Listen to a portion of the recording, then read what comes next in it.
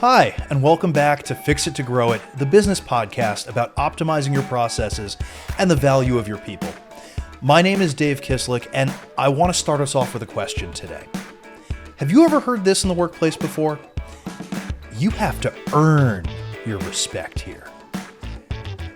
Or even the golden rule, do unto others as you would have them do unto you.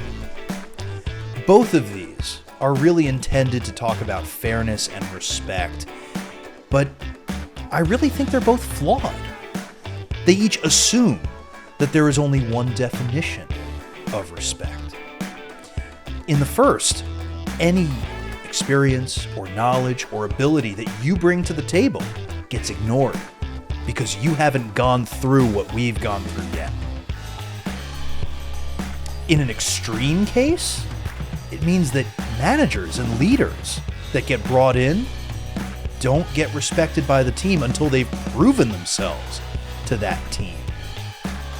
Now, I don't know about you, but if you're a business owner, is that how you want your teams to work together? This is really just a culture of hazing and shared suffering, not respect. And in the golden rule, I actually think this is an incomplete miscommunication. So it says, do unto others as you would have done unto you. So I will treat you the way that I want to be treated. What if we don't all want to be treated the same way? What if the best way to respect you is to treat you the way you want to be treated, rather than the way I want to be treated? This could be from different cultural or experiential backgrounds. We all define respect in different ways. And you might actually be disrespectful to someone else by forcing them to apply your methods of respect for themselves. Ultimately, respect is just another language to learn. And learning to communicate with others is both an opportunity for growth and prevents disaster. Now, a lack of real respect can cause higher costs of doing business, can cause structural inefficiencies, and could even stunt the growth of your teams and overall business. Today's interview keeps coming back to this idea because it's a great topic to continually revisit. And my guest, Robert Schlener, has a lot of experience dealing with this. It's a crucial piece of his strategy of managing, of recruitment, and of project delivery. Now, Rob is the Director of Operations and Client Success at CMIT South Nassau. They're a managed IT services company for the Long Island, New York region. And for almost a decade, Rob has been leading the team at CMIT South Nassau and liaises directly with clients to ensure their specific needs are met. And I'll mention here that we are a client of CMIT South Nassau, and we really appreciate the level of service, the forward thinking, and the positive culture that Rob and the team bring to the table. We'll talk about exactly those things in our interview. So if you enjoy the conversation, please, if you're watching on YouTube, subscribe to the channel, like the video, give us a comment. I'd love to hear what you think. And if you're listening anywhere else, please subscribe to the podcasts. The more we can get out there, the better. And let us know if this is a topic that resonates with you. But enough of all that. Let's get started. And welcome, Rob. Great to have you on. Hey, how are you, Dave? I'm doing well. Thank you again for coming down to hang out with us. A lot to talk to you about, but I do have to preface that for the audience so that they understand our connection. You are our IT vendor for Liz Kislick Associates. Correct. Yeah, for many years now. So long before I've been there, could you, I don't want you to give, a story of the journey with LKA, but give us the background on where CMIT started, how you got here, and how you fit into that picture, just to open us up. So about 15 years ago, Armando Diacordo, who's the current owner and president of CMIT Solutions of South Nassau, opened his business. And about 8 years ago, I joined him. It was just him, me, and one of our lead engineers, or now director of technology, John Gilbert. And since then, we've grown up to 10 people, we'll purchase our own building, and now we're in Massapequa, New York, which is great. Essentially what we do is we're a managed service security provider. And what that means is that people will hire us to take care of their technology needs. It's pretty expensive for a small business to bring an in-house IT person. Well, even if you get someone straight out of Hofstra University at $50K, expecting them to do all the maintenance and projects and have all the experience that my team needs or has is really difficult to find. So people will hire us to come in and help them out with whatever they may need, keep their network secure, keep them protected, all the important things. So following up on that, what would you say the biggest difference is between your services, what you offer that is the full picture, versus that in-house IT person you're hiring straight out of college?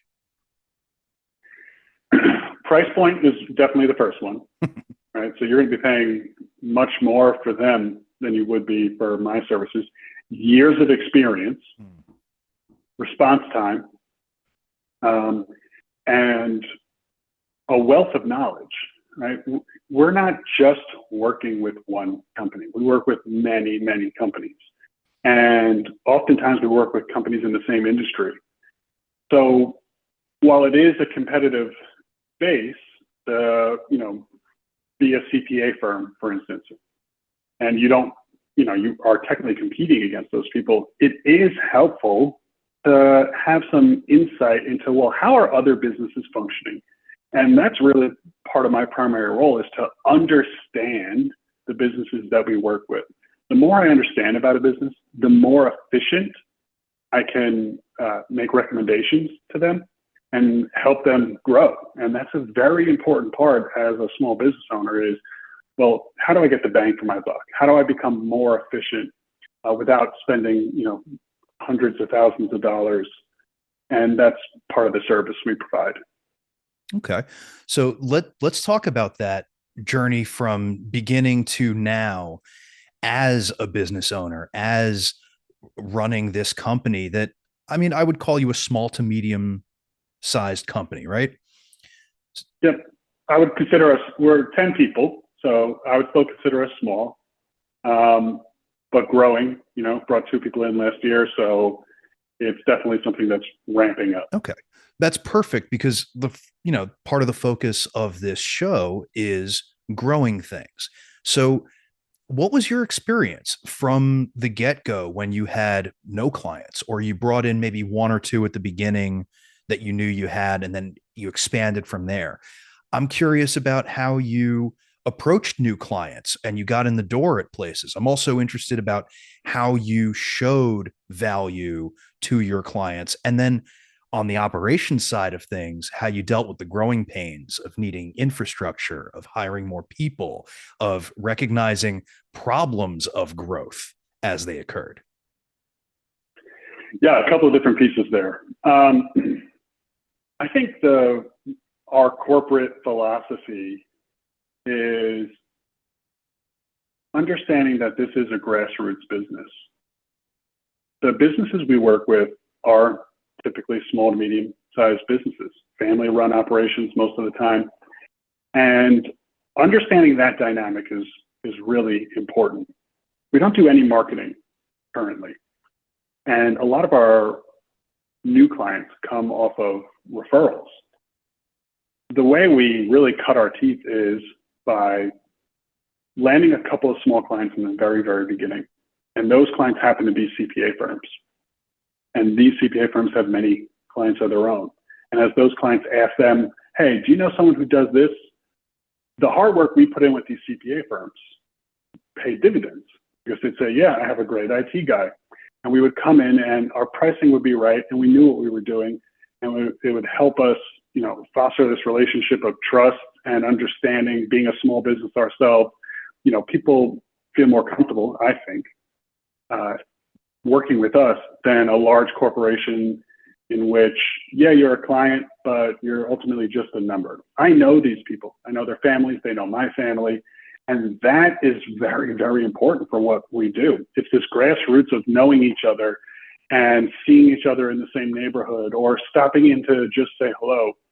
That type of mentality is the mentality we have here, taking care of our clients like our family. It's a big family first business.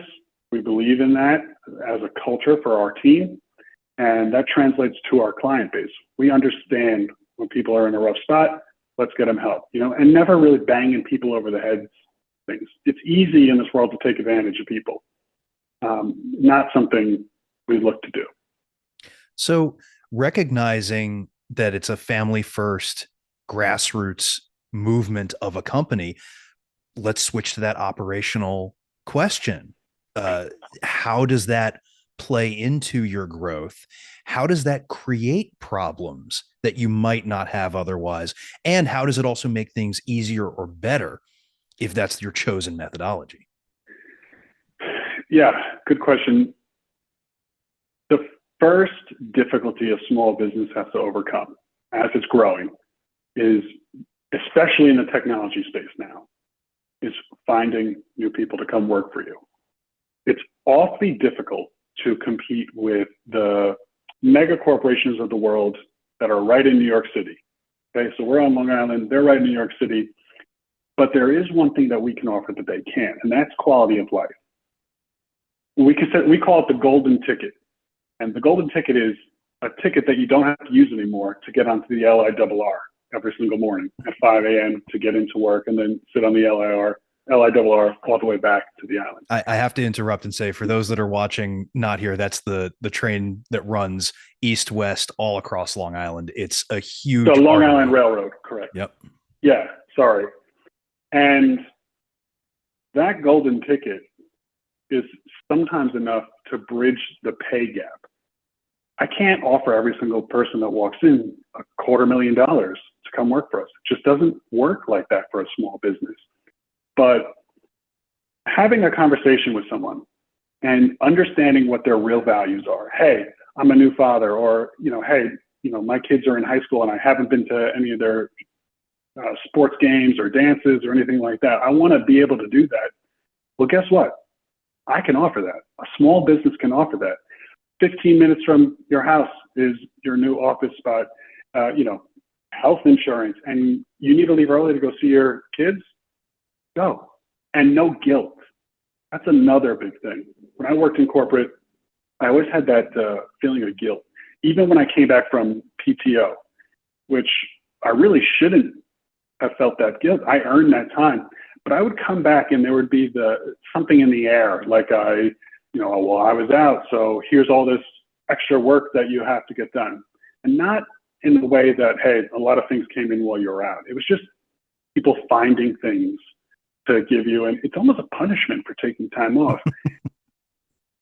It's an antiquated way of thinking to punish people for wanting to be with their family or to be human or to do something that they're interested in doing. We believe in caring about what our team cares about, whatever it may be. We have a team member who works with an animal shelter. We make donations to that animal shelter. Not a problem, right? This is something you care about. I care about it. And maybe I don't personally participate in it, but I care about what my employees care about. And that's a big thing for us. And that's that family first mentality. And a lot of people will say, oh, we're a big family here. And that's a very corny line to use. And so I try not to use that. But it really comes down to genuinely caring about your team, the success and the failures of them, and sharing those with them as well. It's an important piece. I want to go into so many things that you said because there's so much good stuff there. First of all, I completely agree with you about treating your people the right way. Now, I put right in air quotes verbally there because there are different definitions to different people of what that means. And I think that you've mentioned a couple of, dare I say, buzzwords that could evoke different responses in different people. So I want to hone in a little bit on that, because understanding who your people are, understanding what they care about and why, and making that part of your care and your understanding and the way that you run your business is phenomenal in this day and age. And the way you called it antiquated about coming back from PTO, I was going to say, I've had conversations and I've seen conversations surrounding the idea of different generational reactions to taking time off. And I'm going to put us in the same generational group here. We do have that feeling of, is it okay if I take off? I don't know if it's okay. It might ruin my career. Then generations younger may actually not care so much and want to maximize that ability. So there definitely is a change in that feeling over time.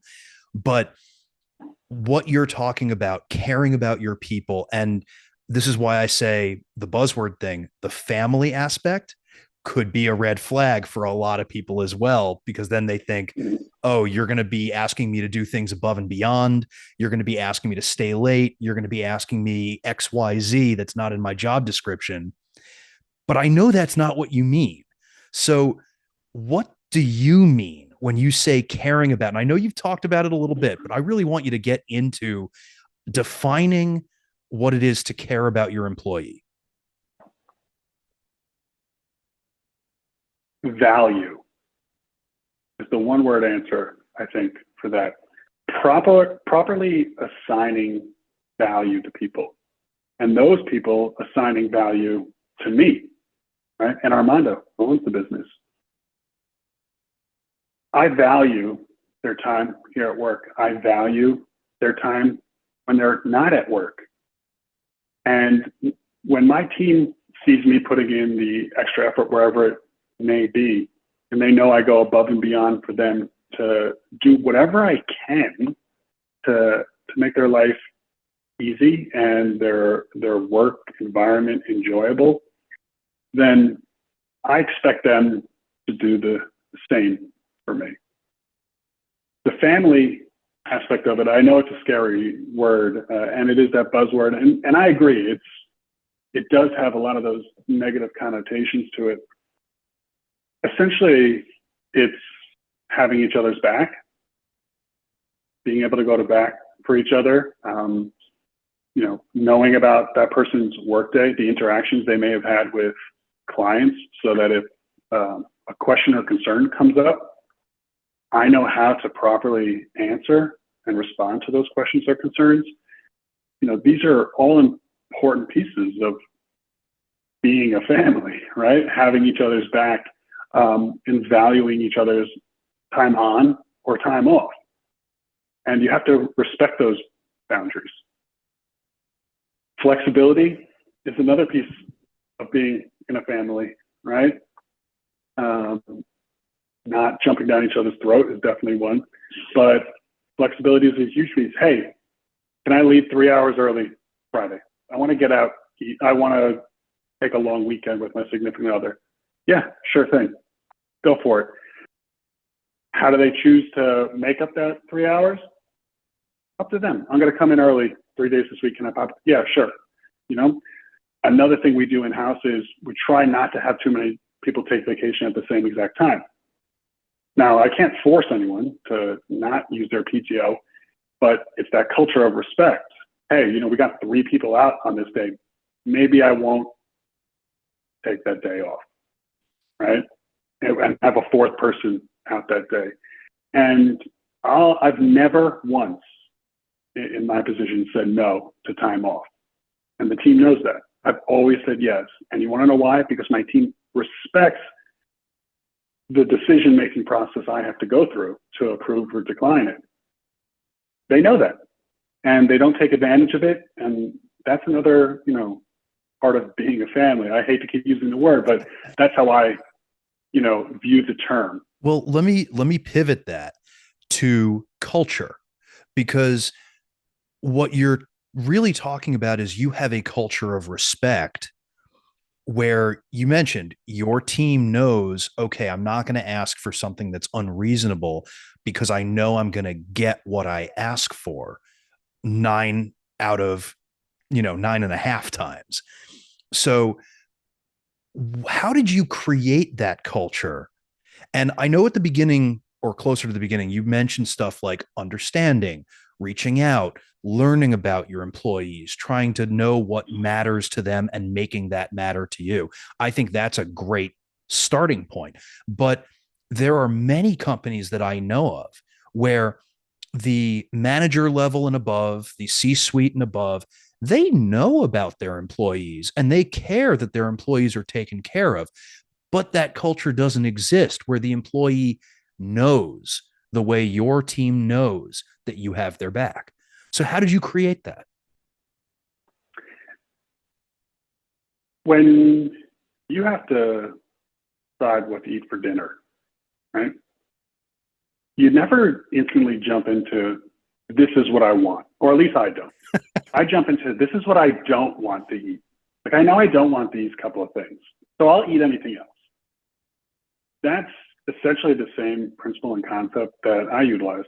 I came from corporate. I had, worked for a handful of different people, and I knew the parts that I liked and the parts that I disliked. For instance, the PTO, the guilt of the PTO. I knew when I came into this position, I'll do everything in my power to make sure no one ever feels that way. Because I knew how it made me feel. And it made me feel really bad. And for no reason, I worked hard. I still work hard, but I worked very hard in the positions I was in. To be given that guilt on returning was unreasonable. So what I really did was identify who I didn't want to be. And by identifying that, then I had this open canvas of, okay, well, figure it out. No one has the right answer of how to be, and everyone is going to make mistakes. I've certainly made my fair shares. But what it comes down to is I knew who I didn't want to be. And I always took the time to make sure whatever decision I was making wasn't reflecting a negative personality in the past of someone that I once worked for. Is this going to come off that way? I do take the time to consider how it's going to impact the team. So, I want to add for our viewers that there's no dichotomy here. It's not a right and wrong only. You can be a great employer. You can be a great boss. You can be a great manager, a great insert name here. And your employees can still learn something about what they don't want to be from you. And that's okay. But striving towards that, I'm going to learn the things that I do want, because I've had many bosses and I really appreciate what I've learned from all of them. And I've learned both good and bad things from all of them. And as you said, knowing what I don't want to be helps inform what you do want to be. So I think you're absolutely right that carries over immensely to then how the team approaches you. And I can think of a number of experiences in my past where that's happened as a new manager. I can think of a number of experiences as the employee of a manager where that's come into play. So I highly value that.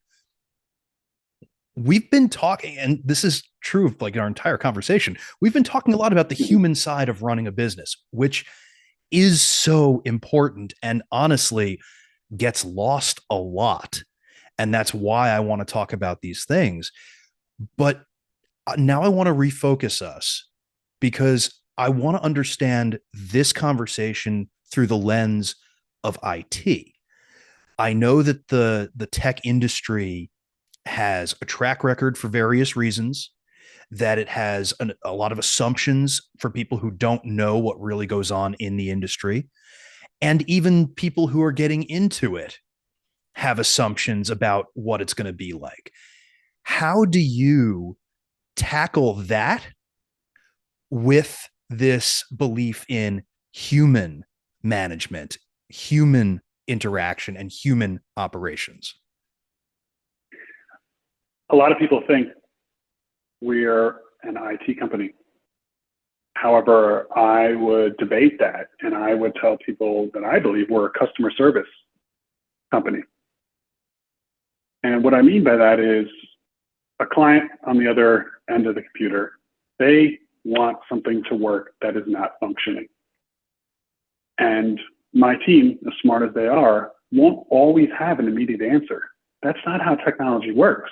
If it was that simple, more people would do it. But there's something I like to call troubleshooting, which it's a step-by-step process. You're taking swings at a very big tree sometimes and slowly chopping this thing down.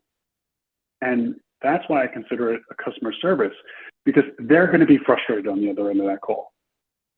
And you have to know how to handle that frustration and, bring a calm environment to it and let them know that it's going to be all right. And it's also sometimes identifying the problem, the true problem. If an executive of a company calls me up and says, I have a meeting in 15 minutes.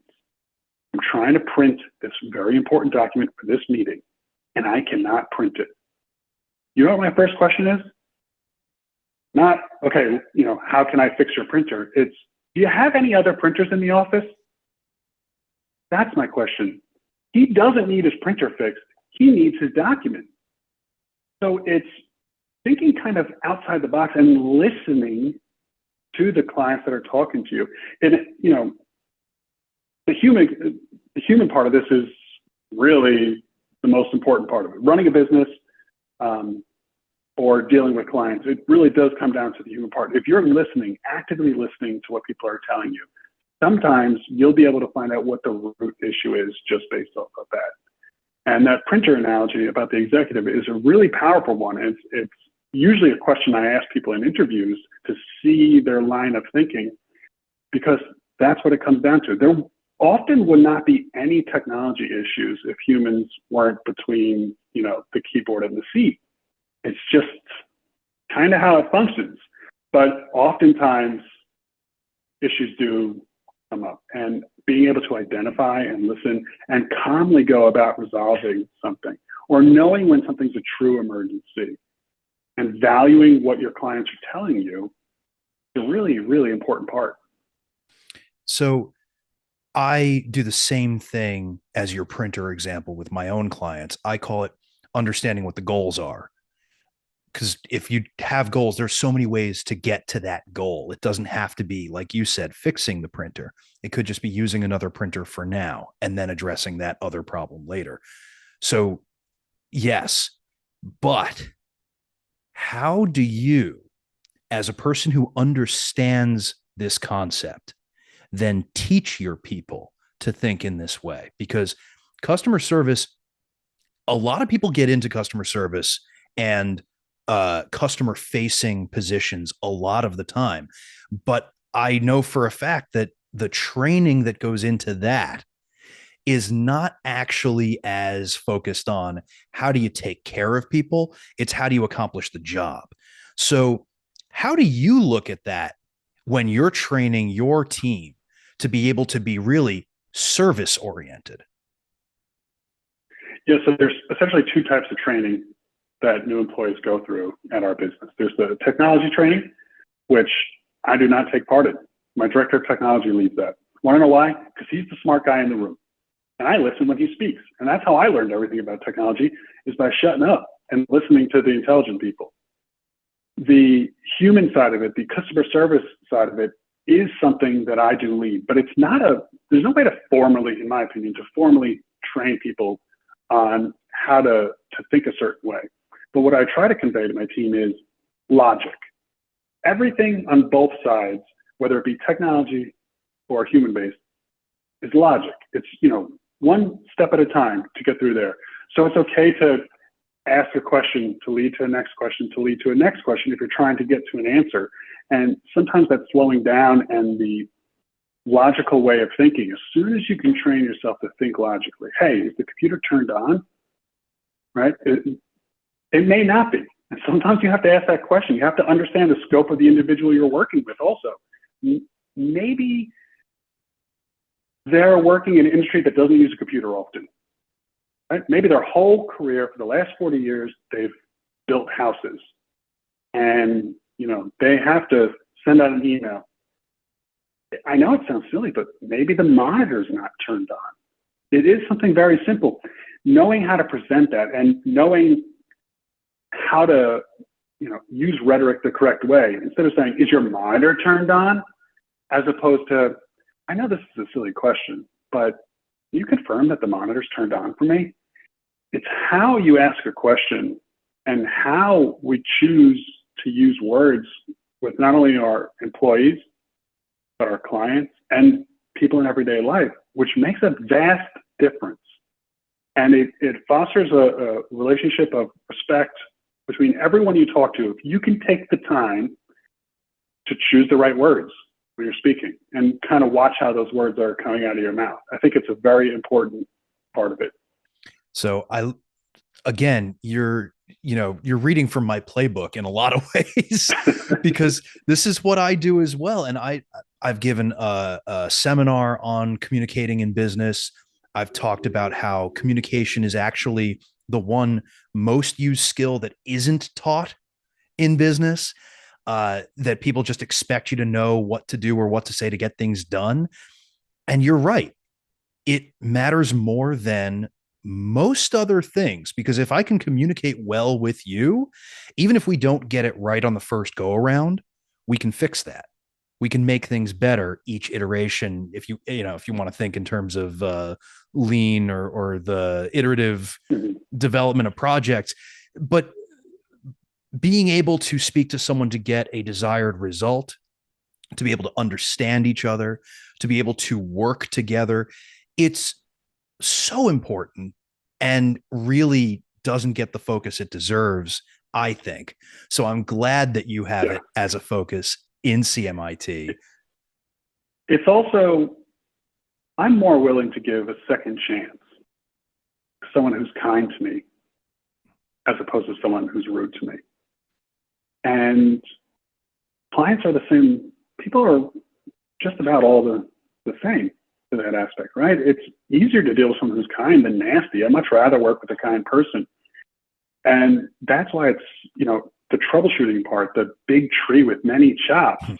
If you're kind and polite and respectful throughout your process, people will take the time to listen and understand what you're saying. Hey, I understand that fix that we put in place did not work. I'm going to jump back on your machine and try something else. Not everything is instant in technology. Sometimes it takes time to see if the issue reappears. And that kindness really pays dividends. We could talk for hours about human kindness, understanding, all of these words that really denote the same thing, how to exist and work with other people. But unfortunately, we don't have that kind of time. So I want to switch over to our Fix It 15. And I will say, first and foremost, that Rob and the CMIT team have been incredibly helpful to me in setting up a lot of our tech stuff, in making sure we're taken care of. So I want to make sure you're taken care of now. Okay. For those, again, that are new to the podcast, this is a section where I get to help out my guest, if possible. Maybe there's something they're curious about, or they want to solve within their business, or they just are curious about how other people handle whatever it is. So, Rob, what do you got for me? So this is a pretty recent one, and I have come up with a few answers for myself, but I think a second set of eyes is going to be useful. As the team is growing, it's becoming increasingly difficult to really know what every person is doing. And I don't mean that on a micromanagement level. What I mean is, well, how do I know that we're being efficient? How can I improve, A or B? So KPIs have started to become much more relevant.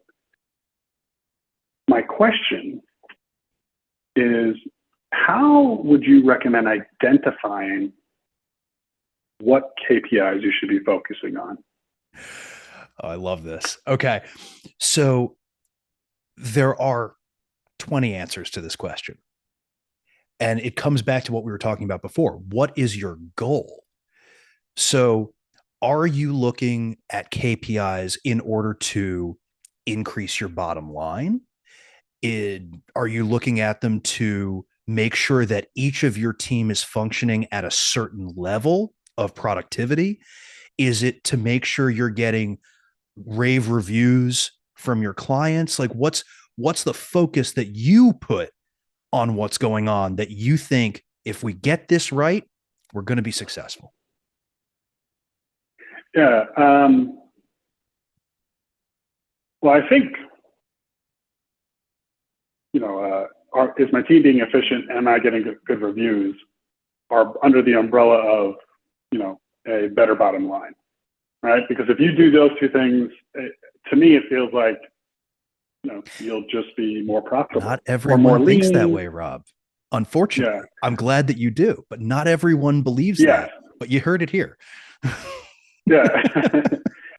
So, I guess it's a question for myself, as you put it, like, what is the ultimate goal? And yeah, it's to increase bottom line, but perhaps it comes back to the troubleshooting that we talked about. And hey, it's a big tree, which is increase the bottom line. How do I do that? And okay, well, you make your team more efficient and you make your customers happier. And that, a happier customer would stay with you longer. The longer they stay with you, we can go into the mathematics behind all, but I'm not going to bore you with it. So, the goal ultimately for any small business owner, I would assume, is to increase bottom line, to be more profitable.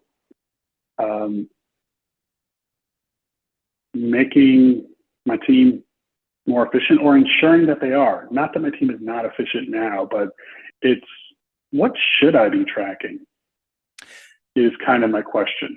Okay. So knowing that, I would say the first thing that I think of is coming back to the human understanding topic, the value topic that you brought up.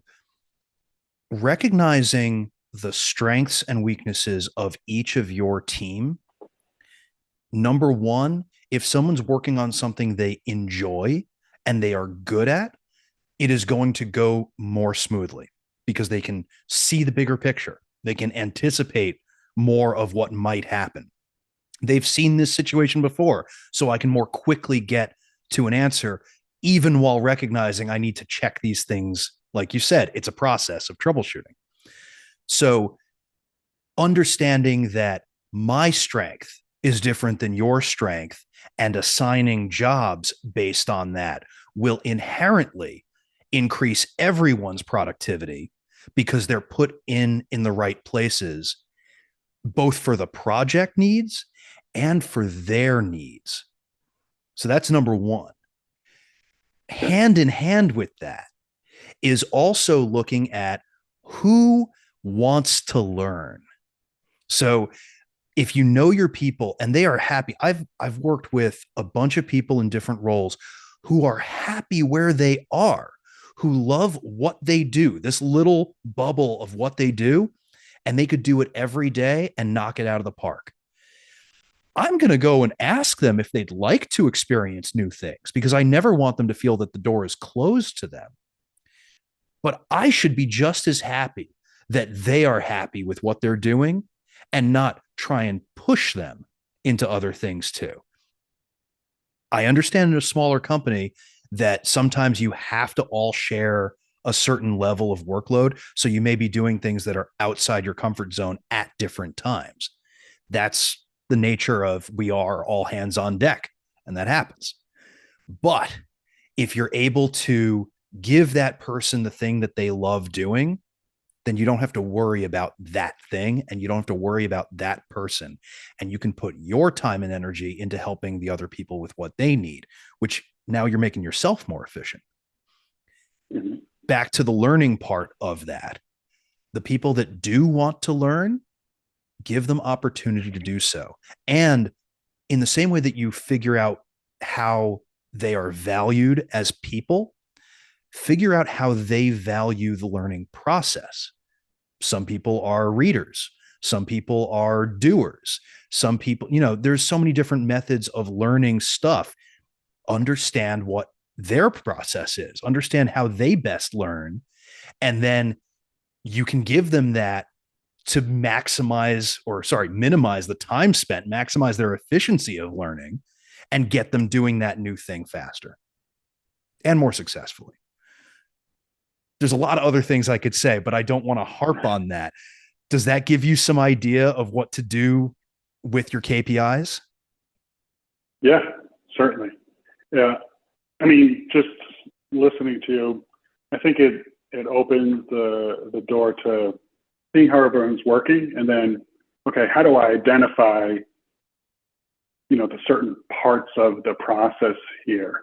And when I identify what parts of the process are being best done by certain individuals, then I can start tracking the metrics on those certain parts. And that will kind of clarify the daily activity, I guess is the way to put it. Now, you also have a unique advantage in this situation that we've discussed prior, that you do take the time to understand and value your people. Something that allows you to do that other business owners, managers, leaders may not be able to do without that platform is to be able to say, I want to hear what you think and know that you're getting an honest response. Mm-hmm. There are so many times, I mean, in corporate America, I know I'm putting a faceless image on it, but we want to hear your thoughts and suggestions, and it doesn't really affect anything. It doesn't go, and everybody assumes that it doesn't affect anything, that my voice doesn't matter. It's because they don't have that foundation of, I know that they are going to take care of me and make sure that I'm okay. Therefore, I'm going to be honest about what I think and what I think matters. And there's a lot you can learn from all of these, all of these different people. So it's like almost an extra answer, but more of a process by which you can then determine what are the things they are good at, because match that against what they think they're good at. Match them up against what they think they enjoy doing, even if there's a disconnect there. I had a conversation. So I joined Liz Kislick Associates in May of 23, and we've had conversations about the way that I work so that I can better understand where my growth opportunities are. And there are things that I think I'm good at, but I'm only good at in a certain way. There are other things that I don't think I'm very good at that I've been told now multiple times by different people, you're really good at this. So there can be a disconnect, but let them come to you and say, this is what I like. This is what I know how to do and I'm happy about. And then you'll also see their level of understanding of what the job really is too. Yeah. Yeah. I mean, I know that I'm not the smartest person in the room, and I know that I don't have all the correct answers. And I think that's the first step of being a good leader, is everyone's opinion and input should be heard. And, I'm sure in a mega corporation with, 2,000 employees, it's awfully difficult to do that. But for a small business like myself with 10 people, and let's say 4 technical people working on a particular project, it's easy to hear them out and to talk through the scenarios in which recommendation may be the correct one, or counterpoint an idea. So there's definitely something, if you're not listening to your whole team and you have the ability to do so because your business or your team is small enough, then you're just doing a disservice to yourself. There's way better ideas out there, and you can't expect yourself to think of all of them. Makes total sense. And I think over all of our conversations through the past year, I feel very aligned with how you operate. And I think you have a great focus, a great attitude towards it. And I will say, we've been more than happy with everything we've worked on with you guys. Shout out to the whole team at CMIT. And Certainly. and thank you very much for being here, sharing your experience, sharing your understanding, and going through what it really is to run a business in this day and age of whatever size, whatever shape, whatever picture it looks like. So, Rob, how Yep. can people find you and CMIT if they want to reach out to you? Experts at cmitsolutions.com. Feel free to reach out there. We do a lot of speaking engagements, so you can always check the web for it. cmitsolutions.com/South Nassau. And you can always, feel free to reach out to you and contact me. But we're happy to help. We're part of a community, and that community is servicing our families, and we just want to take care of and protect everyone we can. Very good. So again, thank you for being here, Rob. Great to have you. A pleasure. And, thank you. Enjoy the rest of your week. Yep, you as well. Thank you very much.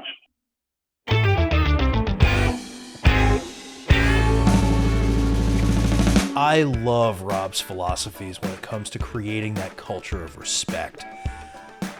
Really knowing your clients and knowing your employees and being interested in who they are and what they care about. It's really how you build mutual respect. As a consultant, it's what I do with my own clients to get to the bottom of what they really care about and why. So thank you, Rob, for sharing that. I'm also thrilled that we got to talk about the phrase, "we're a big family." Just like with respect, there are different ways that phrase is both intended and perceived. And I know a lot of people talk about, if you're in an interview and someone says, "Oh, we're a big family here," run away. It's going to be toxic. They're going to take advantage of you. But to be honest, I think Rob and CMIT exemplify the positive aspects of feeling like a big family. So kudos to them. And that's it for today.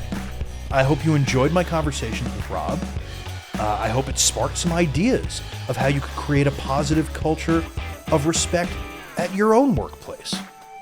And as always, I'm looking for recommendations on topics to cover. So if there's anything you want to see discussed, please put it in the comments, send me a note, however you want to get in touch. We'd love to make sure that what you value is discussed, is really investigated as to why it is important for growth and success in business. And I'll see you next time.